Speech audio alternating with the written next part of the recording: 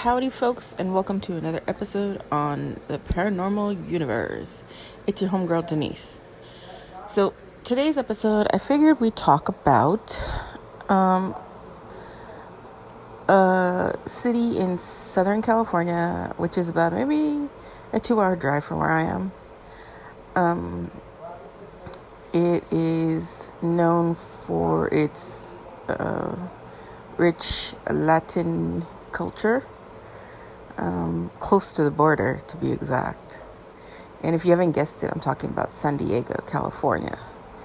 Now I figured we'd discuss a couple haunted locations in San Diego because, well, I noticed that a couple people were asking about more haunted locations. So I'm here to please, depending on what you need pleasing with. But we're going to talk about a couple locations within San Diego that are haunted that you can either go tour or visit. So let's start with the first one, the Davis Horton House. It was formerly known as the William Heath Davis House. It's a historical structure which was bought and assembled in 1850 by William Heath Davis. Is the oldest in what is now downtown San Diego. This haunted location is a very colorful past, but many believe that the abundance of paranormal activity is attributed to the numerous deaths that occurred during the 10 years it served as a hospital. Well, shit.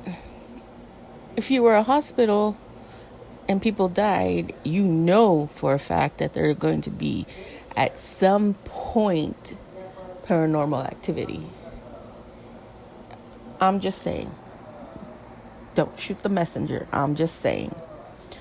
One of the home's most well-known spirits is of an unknown Victorian woman wandering around the house and a well-dressed couple near the top of the narrow staircase. Lights have been spotted turning on and off. Even the house was not yet wired for electricity. There have been apparitions and strange sounds, and interior lights turn on and off every evening before the security alarm is turned on. Interesting. I gotta add that to my bucket list. Next location we're going to talk about is the Old Point Loma Lighthouse. Beginning in 1855, this little lighthouse lit the way for ships entering the San Diego Bay for almost 40 years. Interesting. This is until a better location, not obscured by low-lying clouds, was discovered. Today, many believe that the spirit of the famed Spanish explorer Juan Rodriguez Cabrillo lives there. Interesting. I didn't know there was an explorer by that name.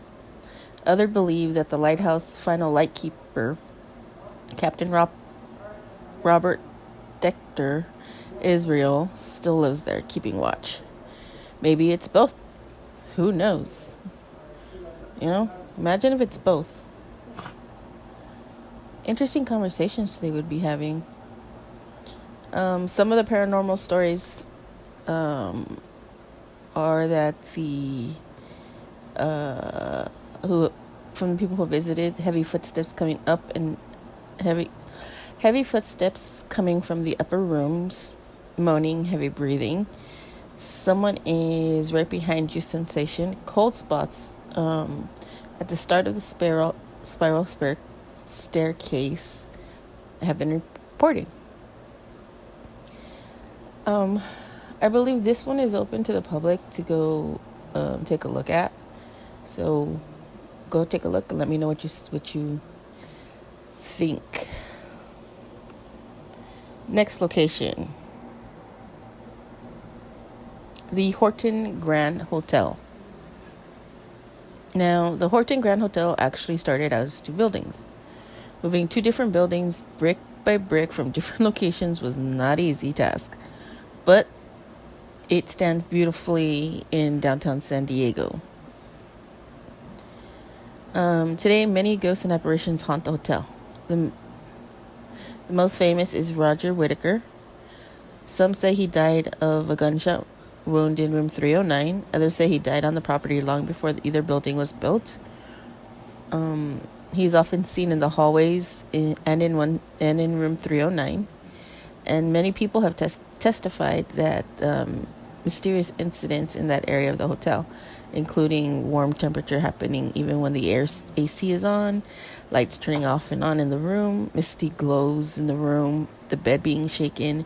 There are more doors opening and closing on its own.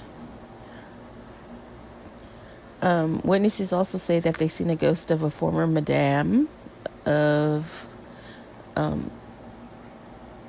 the brothel that used to be where the hotel stood. The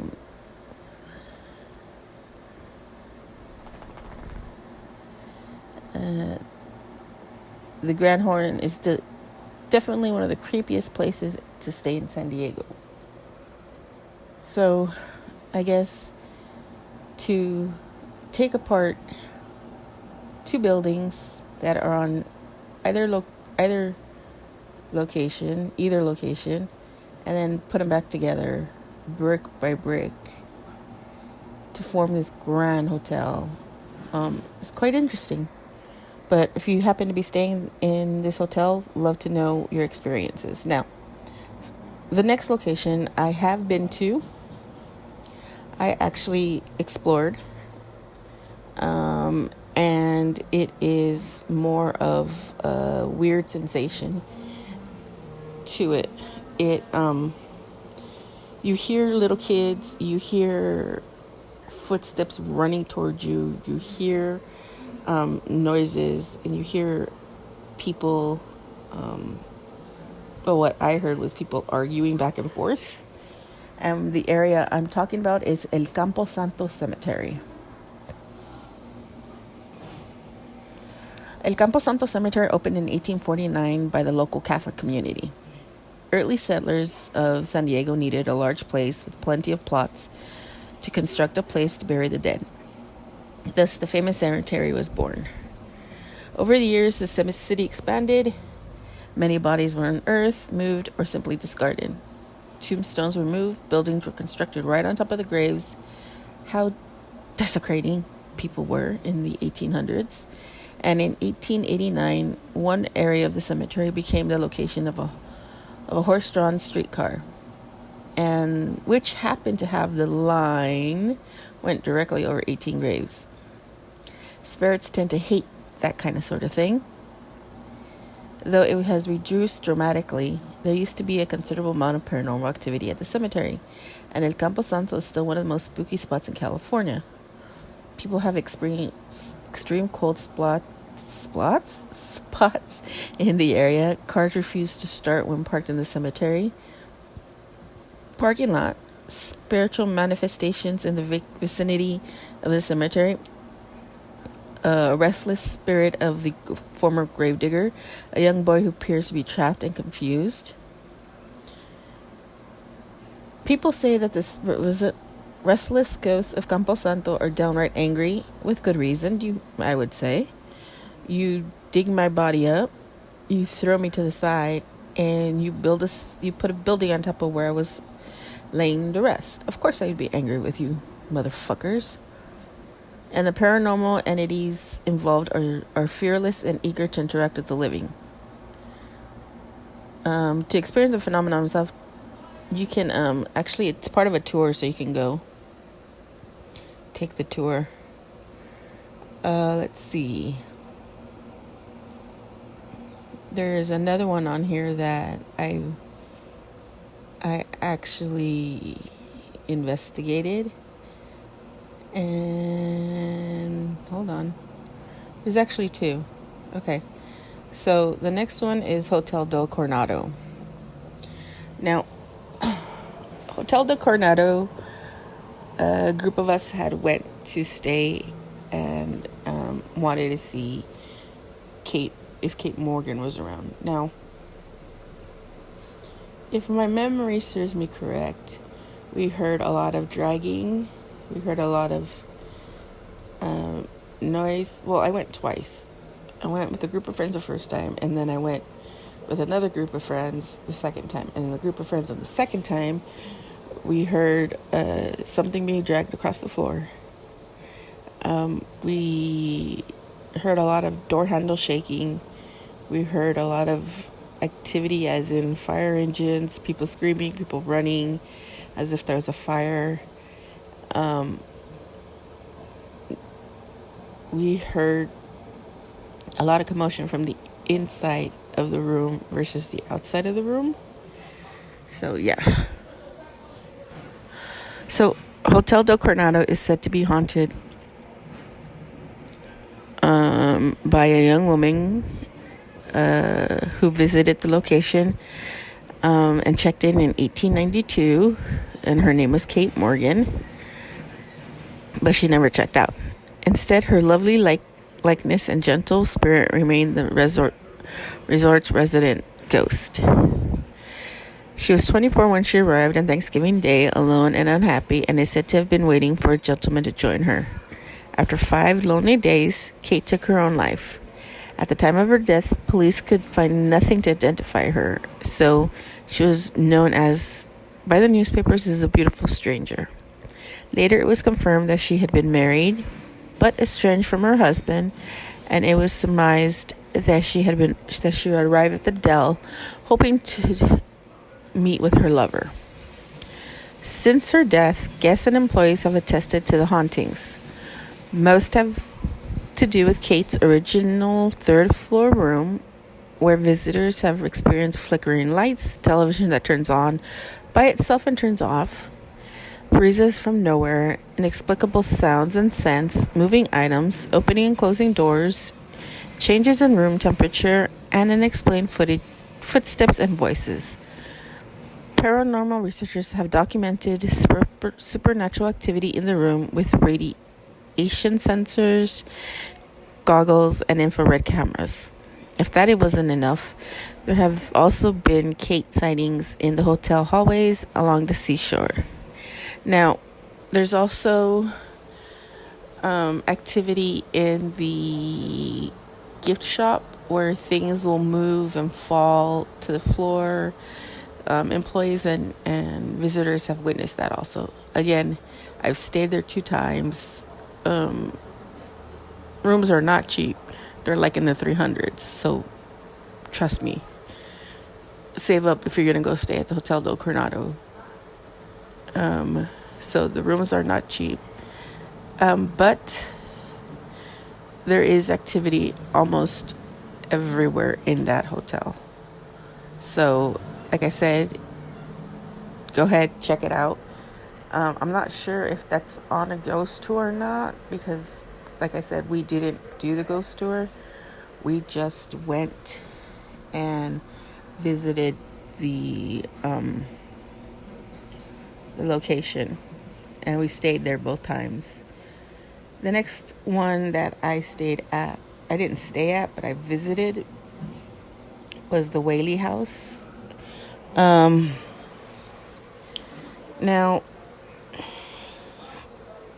according to the people who work there, a lot of demonic things, spirits, demons, whatever, live there. The Whaley House used to be a courthouse, so there's a story of a gentleman that was hanged in the living room part of the house. So, yeah. My personal experience there, I felt very claustrophobic. Like the room was closing in on me, so that could be something related to the hanging. Don't know. But as you move around the house, you do get the feeling that you're being watched. 100%. They took us through the tour. That was like a mini tour. They took us through the house, through the kitchen, where I've seen spirits of the family's dog.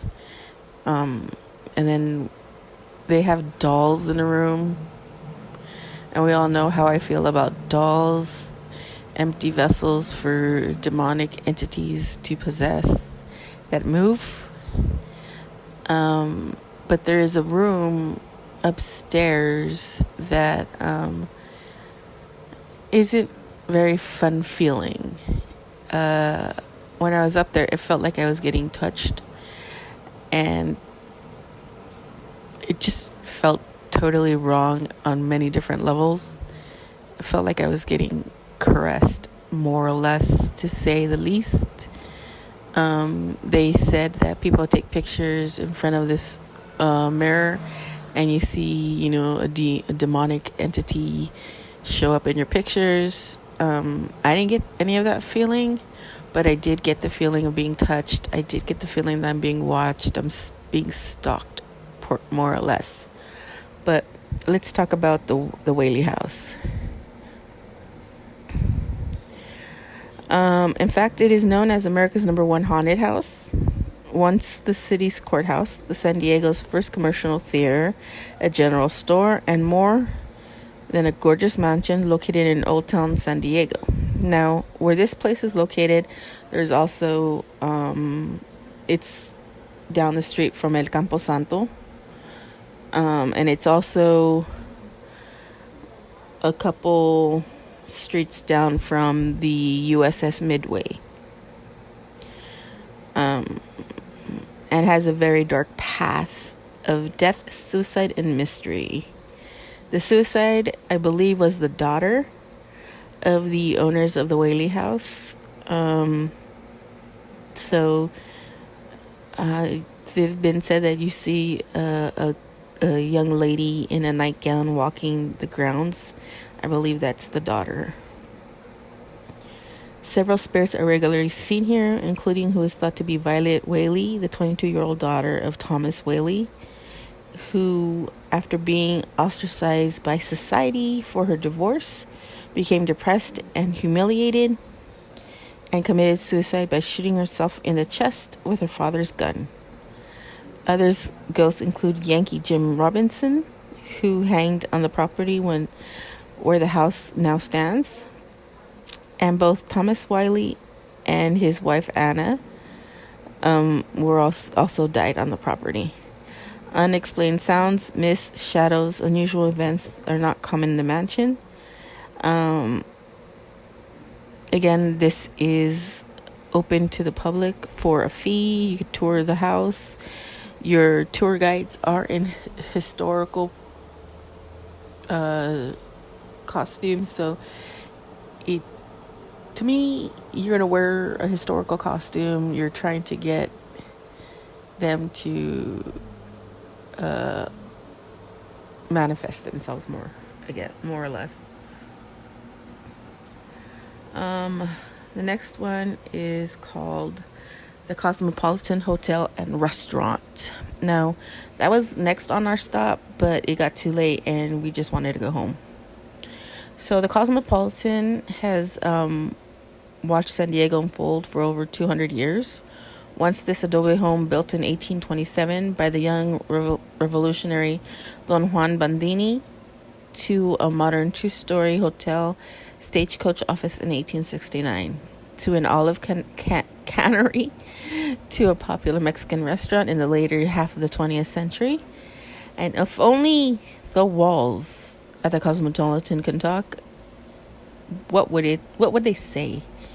To be a fly on the wall during this period, that'd be crazy. Josefina Bandini's three daughters, Josefa, Arcadia, and Isaudra, were fabled to be the most beautiful women in California. Legend says that the youngest, Isaudra, fell from the roof of the home into the arms of Lieutenant Cave Quartz while he was on horseback. It's said that her ghost figure is thought to visit room 11 often, turning lights on and off, and engaging in other spiritually mischiefs. She likes to open curtains, move the mirror, put the bathroom robe on the floor, and sometimes guests hear a cat purring late at night. Interesting. I wonder where the cat comes from. When Paranormal Activity examined the rooms, they didn't get anything. Then they realized that she spoke Spanish when she was alive. Duh. Hello. it's at that period, not many people spoke English. So, hello, conductor, investigation in Espanol. They started to ask her questions in Spanish, and they say that the moment they hold up, they started to ask questions in Spanish, and they say that at the moment she told them her name. The manager of the hotel himself says that he does not go into the room alone because many experiences he had. Well, I don't know about that one. Like I said, it's said to be a haunted place, but again, I had no time to check it out, no time to look into it, so I can't really say anything about that. Now, this next one,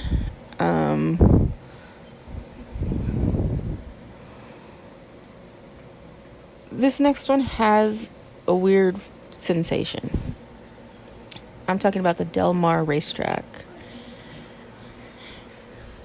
Now, many San Diegans visit the county fair and Del Mar races every year and don't realize that the racetrack is said to be haunted. I could have told you that a long time ago. The racetrack has a long history that dates back to the 1930s. Consequently, many of the most common activities attributed to the paranormal have reported here.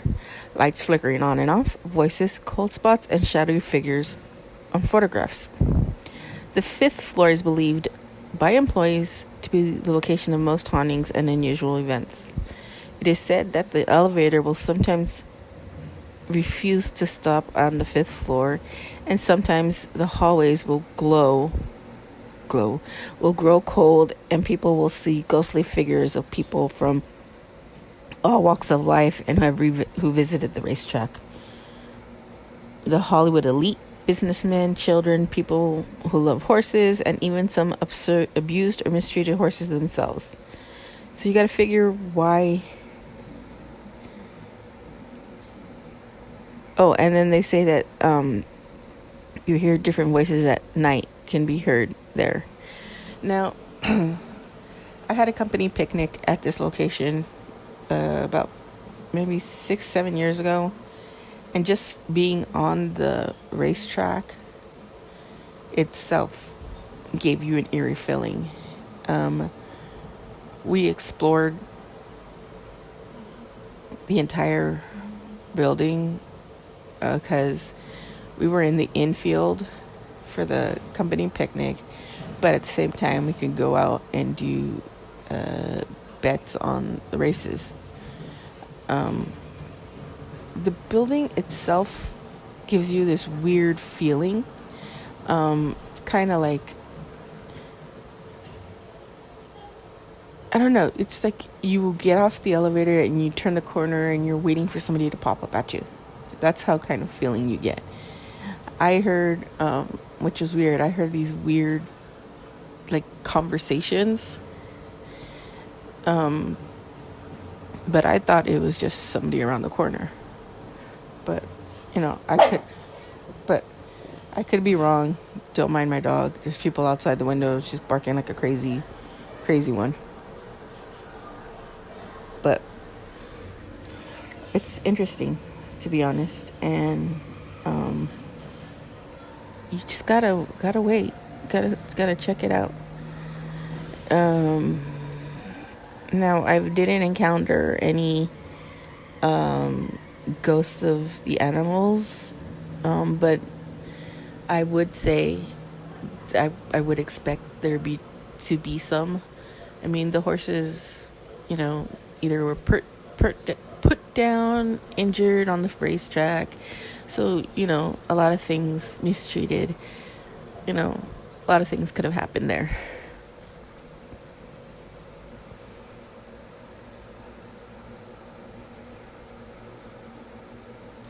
Now, the next one we're going to talk about is called the USS Midway Museum. Now, It's the U.S. Midway is in the Embarcadero, and it is a formally active. I don't want to say cruiser, battleship. I don't know, but let me read to you about some of this stuff.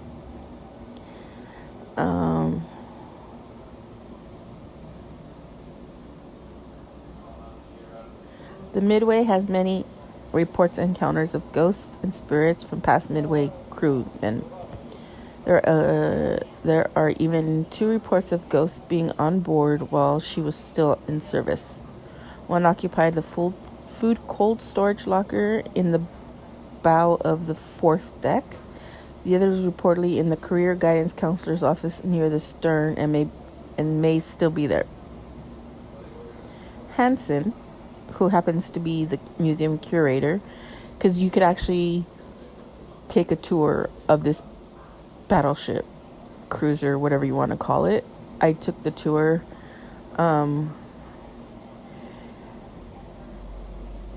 It's a little too confined for my taste. A lot of claustrophobia was going on through there.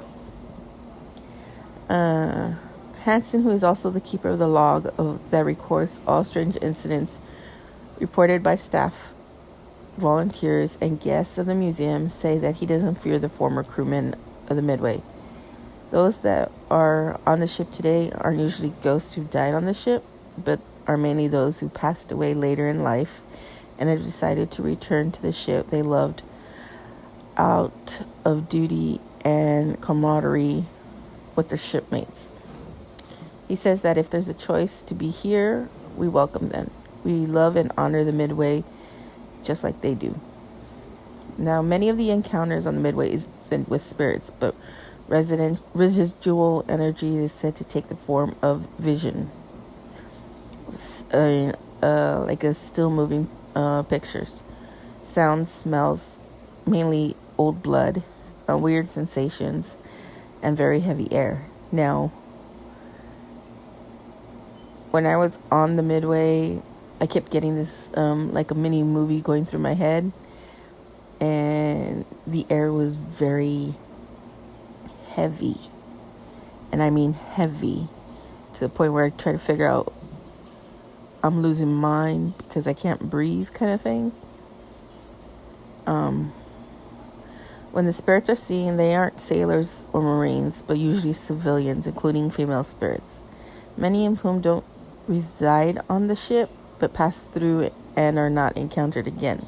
People think it's fascinating that the Midway seems to be just as much drawn for those on the other side as well as visitors that are alive. So I do recommend this one because they have a lot of simulators. They have a lot of things you can do on it. But like I said, me personally, it just was too much for me. So you'd have to go and experience it yourself. I'm not sure. I forgot how much the tickets were to get to tour the location, but you can by all means check it out. It's really cool. And the final one. This one is also another ship. It's called the Star of India. The San Diego Maritime Museum houses a fleet of maritime vessels, including the 1914 pilot boat, the 120-year-old ferry boat, a Russian submarine from the Cold War. Some say that all of the ships are haunted. However, there are at least 3 ghosts returned to haunt the ships in the museum's collection, and 2 of them can be found on one of the first iron ships and the oldest active sailing ship, the Star of India. The Star of India, once called the... I'm not even going to pronounce it because I'm going to butcher it. Euterpe. I'm not even saying that. It has traveled the globe many a times and has sailed several Um, has sailed several times to New Zealand, Australia, California, and Chile. So it's not surprising to see that she would house ghosts and spirits roaming its floors. The first ghost was a teenage stowaway, John Campbell, who fell from the main mast, broke both his legs, and went unconscious, and passed away 3 years later. The young man can be found playing around the main mast on all the decks. Visitors have reported feeling a cold hand touch them when they stand near the mast. The entire atmosphere of the ship seems to be charged with ghostly phenomenons. Crew members say that there's something reported by guests and then overnight school groups just about every day. Outlines have been seen on beds, pots and pans seen move on their own. And when the Travel Channel's Ghost Adventures visited the ship for one of their most famed episodes, they experienced doorknobs turning. Zach from the show began to feel vertigo, overcome with sadness, and sick. Aaron began to feel extreme chest pain, and light anomalies started to shoot at him. Strange noises and voices can be heard. Akasha, devil, slave, contrition, grace, funeral, and justice were among the words. The cameras picked up a small figure. The compass begins moving with no explanation. The light anomaly is picked up on one of the cameras, and the guys from the show say that it was one of their most successful experiences. Again, we're talking about Mr. Baggins. Who cares? This is another one that I have not been on, so I really can't vouch for any of the experiences, but I'm told it is very haunted. So I do recommend you check out any of the locations in San Diego. Make sure you check out Hotel de Coronado, the Whaley House, Camposanto Cemetery, the USS Midway, because those are some of the ones that I personally experienced. So go ahead and check those out. Let me know what you think about them. What do you think? Do you think locations can keep residual energy? Do you think ghosts go back to the location where they died? Or are they just transient? They just passing through and decide to stop by, say hi, what's up, how you doing? I'm curious to know what you all think. Don't forget to leave a comment down below. Don't forget to share, subscribe, and like this episode. It helps us with the ratings. Remember, all independent podcasters, we all need each other. We need to support each other. So don't forget to share. Don't forget to like. Don't forget to subscribe to the podcast. Your contributions help us by getting better equipment, by doing more research, by providing better episodes. So don't forget to subscribe, like, and share. If you'd like to give a donation, more than welcome. Check out my link down below. You can also donate to the cause.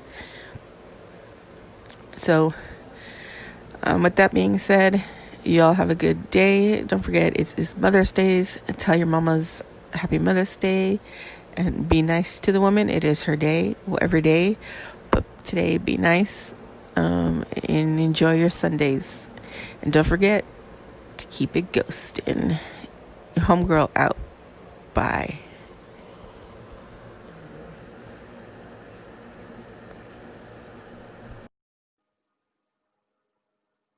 So, with this coronavirus epidemic that we have going on, you have many celebrities, you have actors coming in and joining the podcast community, and you want to jump into it.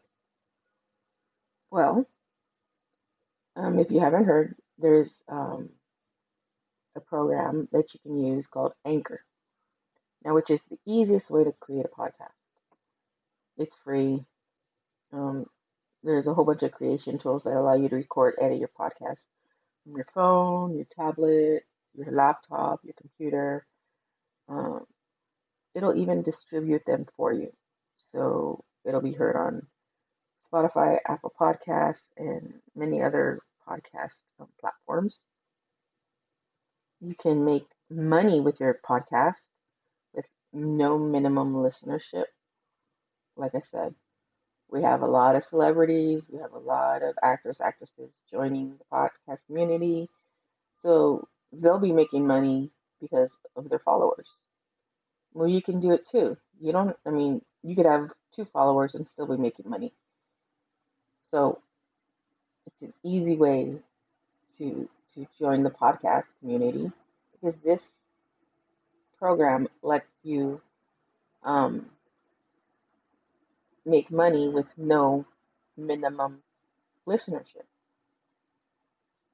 And it has everything you need from a podcast program all rolled into one. So if you want to join the community, don't forget to download the free Anchor app or go to anchor.fm and get started. Join us independent um, podcasters along with the celebrities and the actors and the actresses who are on the podcast community. So don't forget, download the free Anchor app or go to anchor.fm to get started.